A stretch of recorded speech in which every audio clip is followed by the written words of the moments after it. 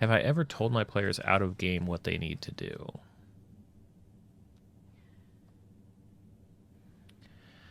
I don't think so. And I think the reason for that is because I don't necessarily ever want them to do what I want them to do. I think I saw it expressed by Colville this way one time, and it was so helpful because it put a pin in my feelings about the game. And I'll paraphrase exactly what he said, but it was something to the extent of, as soon as the players are trying to guess what I want them to do, then it becomes a very frustrating experience. And I feel similarly about it. I'd rather, yeah, I'd rather not. Given my situation was in Tomb of Annihilation, and the one time they don't try and break down the door.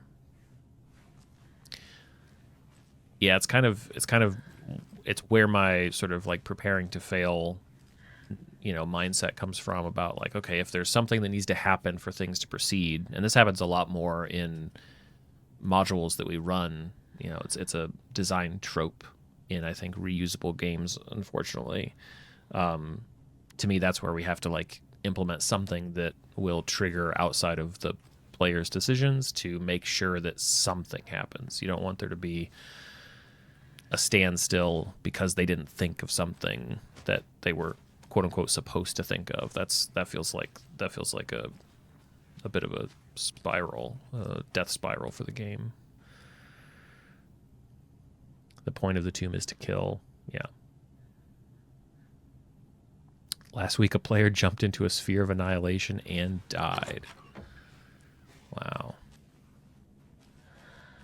I bet that was a surprise, or maybe not. They know they're playing Tomb of Annihilation, so stuff's gonna get crazy like that, I guess. I've only ever seen that personally. It wasn't in a game that I was running, but it was in a game that I was playing in, where somebody basically took an action, rolled a bad number, and died. It's like, gee. I guess there's probably a time and place for every type of thing, but I just kind of, I'm like, ugh, I wouldn't want to, design that experience. The last demon wall was a black hole. Its path led them to another room. It was set up for that. Gotcha.